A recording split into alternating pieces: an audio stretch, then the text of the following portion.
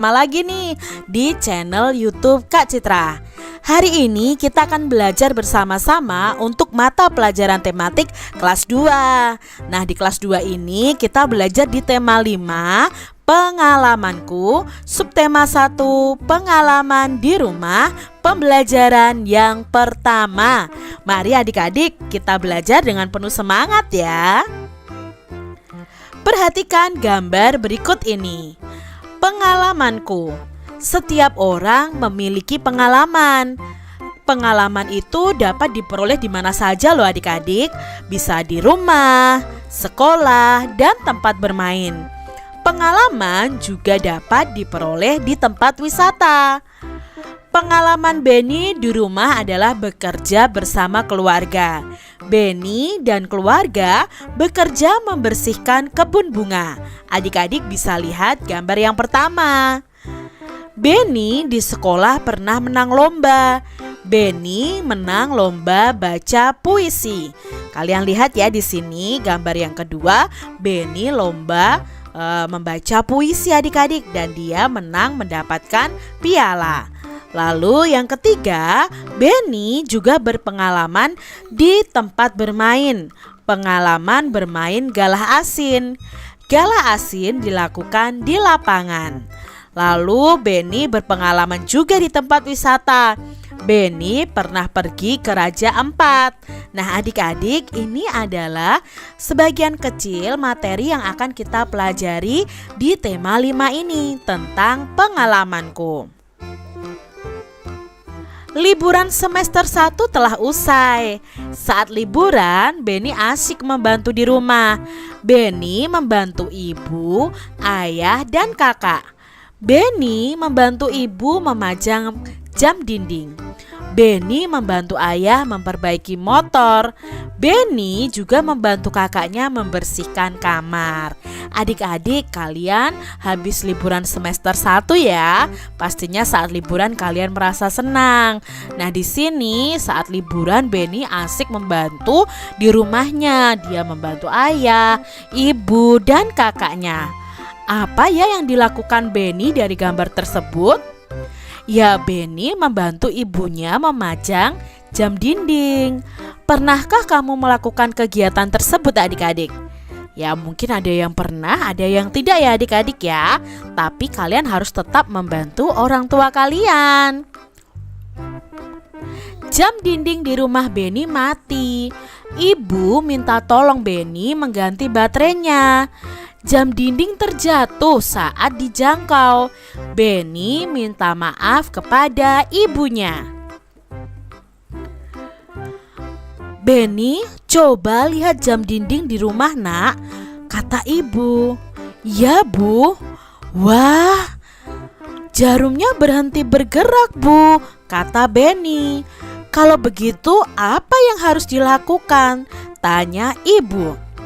Benny harus mengganti baterai dengan yang baru bu, jawab Benny. Maukah Benny mengganti baterainya? Tanya ibu. Mau bu. Lalu di sini Benny naik di atas tangga adik-adik. Hati-hati ya nak, pesan ibu Benny. Ya bu, namun saat menjangkau jam dinding, Benny kurang hati-hati dan jamnya jatuh adik-adik.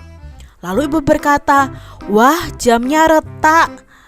Benny meminta maaf. Maafkan Benny bu, Benny kurang hati-hati dalam mengambil jam dinding sehingga jam dinding terjatuh. Ya nak, kedepannya Benny harus lebih berhati-hati dan tidak perlu tergesa-gesa, kata ibu. Nah adik-adik, itu tadi percakapan antara ibu dan Benny. Ibu meminta tolong Benny untuk membetulkan jam dinding yang sudah mati adik-adik ya, mengganti dengan baterai yang baru. Tapi karena tidak hati-hati akhirnya jam dindingnya jatuh. Nah apa yang terjadi dengan jam dinding tadi adik-adik? Yang terjadi adalah jam dindingnya berhenti bergerak dan terjatuh ya saat diambil oleh Benny. Lalu ada pertanyaan lagi adik-adik, siapa yang mengambil jam dinding tadi? Ya yang mengambil adalah Benny. Lalu adik-adik, mengapa jam dindingnya jatuh tadi? Ya, karena Benny kurang hati-hati adik-adik, sehingga jam dindingnya jatuh. Bagaimana cara mengambil jam dinding tadi? Ayo, bagaimana cara Benny tadi mengambil jam dinding? Iya, Benny menggunakan tangga untuk mengambil jam dinding tadi. Benny telah menjatuhkan jam dinding. Apa yang dilakukan Benny kepada ibunya adik-adik? Ya, yang dilakukan Benny adalah Benny meminta maaf kepada ibunya. Nah adik-adik, gambar berikut menunjukkan sikap santun, sikap Benny yang santun kepada ibunya. Adik-adik harus berlatih ya, seperti Benny kepada ibunya. Benny menggunakan bahasa yang santun dalam meminta maaf. Perhatikan ya percakapan berikut. Maafkan Benny ya Bu, Benny sudah menjatuhkan jam dinding. Jam dinding di rumah menjadi rusak, kata Benny dengan sopan adik-adik. Lalu ibunya juga menjawab, "Iya nak, tidak apa-apa. Ibu sangat berterima kasih karena kamu sudah menolong ibu. Lain kali hati-hati, kamu tidak perlu tergesa-gesa." Nah adik-adik, jadi kalau kalian berbicara dengan orang tua, kalian harus berbicara dengan santun ya, dengan sikap yang baik. Adik-adik, pada percakapan tadi, Benny itu meminta maaf kepada ibunya karena melakukan kesalahan. Nah, pernahkah adik-adik berbuat salah? Apa yang kalian ucapkan jika kalian berbuat salah adik-adik? Ya, tentunya kalian mengucapkan kalimat minta maaf. Nah, kalimat permintaan maaf itu biasanya diucapkan bila kita itu melakukan kesalahan. Gunakan kalimat yang santun ya adik-adik saat mengucapkan kalimat permintaan maaf. Jadi kalimatnya harus baik dengan nada yang baik juga saat kalian meminta maaf. Nah, setiap kalimat permintaan maaf itu ada maknanya adik-adik. Ayo kita pelajari tentang makna kalimat minta maaf. Di sini Kak Citra punya contoh. Kalimat minta maafnya seperti ini. "Tini, maafkan aku karena aku tidak dapat datang di pesta ulang tahunmu," kata Doni. Nah, di sini adik-adik, siapa yang meminta maaf? Apakah Tini atau Doni yang meminta maaf? Ya, yang meminta maaf adalah Doni. Lalu Doni meminta maaf kepada siapa?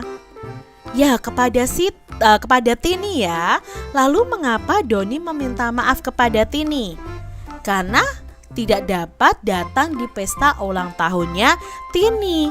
Jadi, kalimat minta maaf ini maknanya adalah Doni meminta maaf kepada Tini karena tidak dapat datang ke pesta ulang tahunnya. Jadi kalimat minta maaf di atas maknanya adalah berikut adik-adik ya. Doni meminta maaf kepada Tini karena tidak dapat datang ke pesta ulang tahunnya. Kita lihat contoh yang lain adik-adik. Nah, di sini ada kalimat minta maaf lagi. "Fani, maafkan aku ya sudah menghilangkan bonekamu," ucap Rani. Siapa yang meminta maaf adik-adik? Ya, yang meminta maaf adalah Rani. Lalu Rani meminta maafnya kepada siapa? Ya, kepada Fani. Nah, mengapa Rani meminta maaf kepada Fani? Karena menghilangkan boneka Fani. Jadi, kalimat minta maaf di atas maknanya Rani meminta maaf karena sudah menghilangkan boneka Fani. Atau boleh juga Rani meminta maaf kepada Fani karena sudah menghilangkan boneka Fani. Seperti itu maknanya adik-adik. Nah adik-adik, Benny teringat tugas dari gurunya. Tugasnya yaitu mengukur panjang benda yang ada di rumah. Benny ingin mengukur panjang jam dinding. Berapakah panjang jam dinding ini. Nah, sebutkan alat yang digunakan untuk mengukurnya. Nah, Benny akan mengukur jam dinding menggunakan yang namanya penggaris atau mistar adik-adik ya. Nama lain dari penggaris itu adalah mistar. Alat yang digunakan adalah penggaris. Penggaris disebut juga dengan mistar. Pernahkah adik-adik menggunakan penggaris? Tentunya pernah ya adik-adik ya. Sebutkan benda yang pernah diukur dengan penggaris. Nah, coba adik-adik coba sebutkan benda apa saja sih yang diukur dengan penggaris. Bisa pensil, penghapus, pensil warna, panjang buku, dan lain sebagainya. Sebutkan satuan ukuran yang ada di penggaris. Nah, di penggaris ini Kak Citra punya satuan ukurnya adalah cm di sini. Nah, cm itu apa Kak Citra? Cm itu singkatan dari sentimeter. Itu satuan ukuran panjang adik-adik. Nah, di sini adik-adik, sekarang kita akan belajar tentang alat ukur panjang. Ya, alat ukur panjang itu ada dua, yaitu alat ukur panjang tidak baku dan alat ukur panjang baku. Apa itu Kak Citra alat ukur panjang tidak baku dan panjang baku? Yuk kita pelajari bersama-sama. Nah, yang pertama alat ukur panjang tidak baku. Alat ukur panjang tidak baku itu contohnya adalah gambar ini adik-adik, yaitu satuan depa. Depa itu dari ujung. Jadi kita rentangkan kedua tangan kita dari ujung jari ya di tangan kanan sampai jari di tangan kiri. Itu namanya satuan depa. Lalu satuan jengkal itu kita lebarkan telapak tangan kita dari jempol sampai kelingking. Itu satuan jengkal. Lalu ada satuan langkah. Nah, satuan langkah ini sesuai dengan langkah kaki kita. Lalu satuan hasta itu dari ujung jari sampai kepada siku kita. Itu adalah satuan hasta. Bisa untuk mengukur panjang benda. Mengapa alat ini disebut alat ukur panjang tidak baku? Jadi alat ukur tidak baku itu instrumen untuk mengukur atau nilai suatu objek dengan nilai yang tidak tetap. Jadi panjangnya akan berbeda-beda. Contohnya satuan jengkal. Satu orang dengan orang yang lain akan berbeda adik-adik karena panjangnya tangan kita itu pasti berbeda dengan teman kita. Jadi itu termasuk alat ukur yang tidak baku. Jadi di sini contohnya adalah depa, jengkal, langkah, tali, hasta. Ini termasuk alat ukur panjang yang tidak baku. Alat ukur panjang tidak baku masing-masing orang itu berbeda, tergantung dengan panjang tangan, panjang langkah kaki. Nah, coba adik-adik sekarang kamu bisa menghitung panjang meja dengan jengkal tanganmu dan tangan temanmu ya, tangan temanmu pasti akan berbeda. Ya, mungkin kalau tanganmu bisa 10 jengkal, mungkin tangan temanmu itu lebih kecil maka bisa 12 jengkal. Nah, itu bisa berbeda-beda karena tergantung dengan panjang tangan kita. Lalu alat ukur panjang baku. Nah, alat ukur panjang baku ini berarti ada angkanya, ada ukurannya. Contohnya alat ukur panjang baku itu ada meteran. Ya, di sini ada meteran pita untuk penjahit. Lalu ada meteran kelos atau roll meter ya. Ada penggaris, ada mikrometer, ada jangka sorong ya. Ini contoh alat ukur panjang baku. Nah, satuan baku adalah satuan yang sudah ditetapkan secara internasional. Misalnya untuk mengukur panjang itu satuan internasionalnya adalah meter atau bisa juga sentimeter. Nah, alat yang digunakan untuk mengukur satuan panjang misalnya adalah penggaris atau meteran. Jadi alat ukurnya kalau misalnya panjang pensil diukur dengan dengan penggaris ya 10 cm, misalnya diukur dengan meteran pita pun akan sama 10 cm karena tidak tergantung dengan ukuran tubuh kita, tetapi semuanya terukur dengan alat yang namanya penggaris, meteran dan lain sebagainya. Nah, adik-adik, penggaris atau mistar. Nah, ini ya penggaris atau mistar menggunakan satuan CM. Ya, biasanya di penggaris itu ada tulisan CM. CM itu apa Kak Citra? CM itu sentimeter. Nah, ini bisa digunakan untuk mengukur buku, pensil, penghapus, tempat pensil, daun, panjang jari, meja, kursi, figura foto, dan lain sebagainya. Meteran pita. Nah, meteran pita ini biasanya digunakan oleh penjahit adik-adik. Satuannya sama, yaitu sentimeter. Biasanya oleh penjahit itu digunakan untuk mengukur kain, ya, mengukur kain, lalu mengukur badan kita ya. Misalnya lingkar perut, lingkar lengan, dan lain sebagainya. Ini adalah meteran pita. Lalu ada juga meteran gulung atau roll meter. Nah, meteran gulung atau meteran tukang juga ada yang menyebut seperti itu, menggunakan satuan sentimeter dan meter. Nah, kegunaannya itu untuk mengukur benda-benda yang panjang sekali adik-adik. Contohnya panjang tanah, pintu, meja, papan tulis, kursi, tinggi badan, dan lain sebagainya.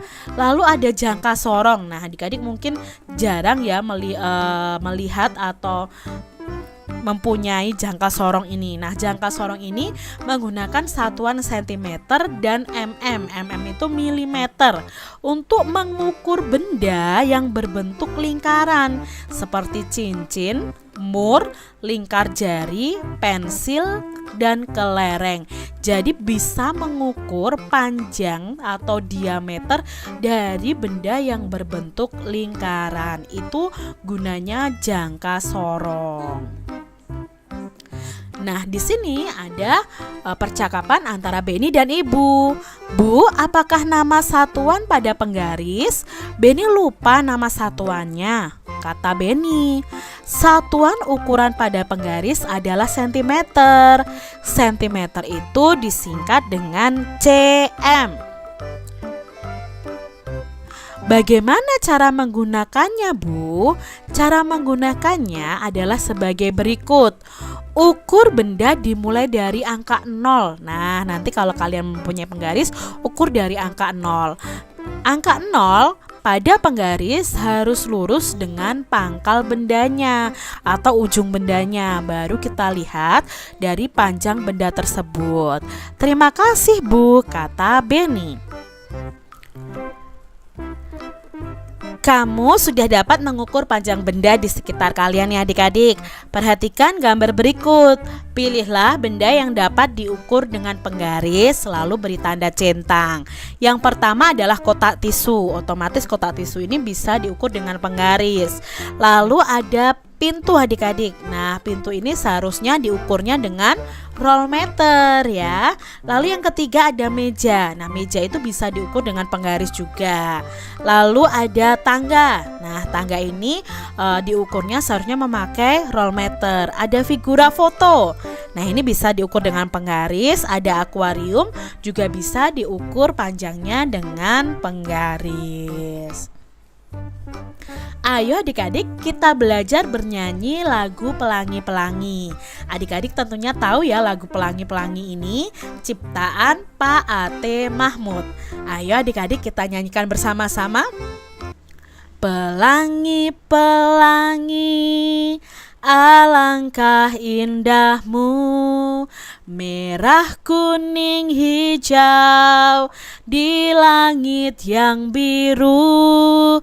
Pelukismu agung, siapa gerangan, pelangi-pelangi, ciptaan Tuhan. Itu tadi lagu Pelangi-Pelangi ciptaan Pak A.T. Mahmud. Tahukah adik-adik bahwa dalam lagu itu ada yang dinyanyikan dengan nada yang kuat, ada juga yang dinyanyikan dengan nada yang lemah. Nah, tanda seperti ini artinya nadanya kuat. Sedangkan tanda seperti ini nih adik-adik ya, seperti tanda panah, itu artinya nada dinyanyikan dengan lemah. Nah, adik-adik, Lagu juga biasanya dinyanyikan panjang dan pendek. Coba adik-adik perhatikan lagu Pelangi-Pelangi berikut ini ya.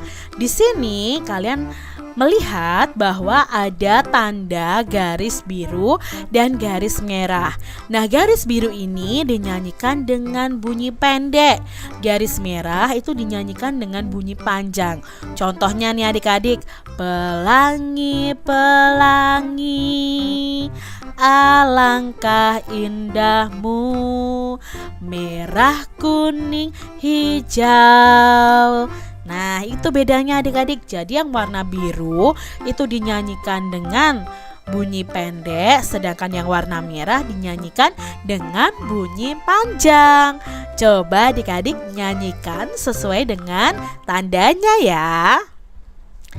Demikian tadi adik-adik pembahasan kita di tema 5 subtema 1 pembelajaran yang pertama adik-adik. Semoga video pembelajaran ini bermanfaat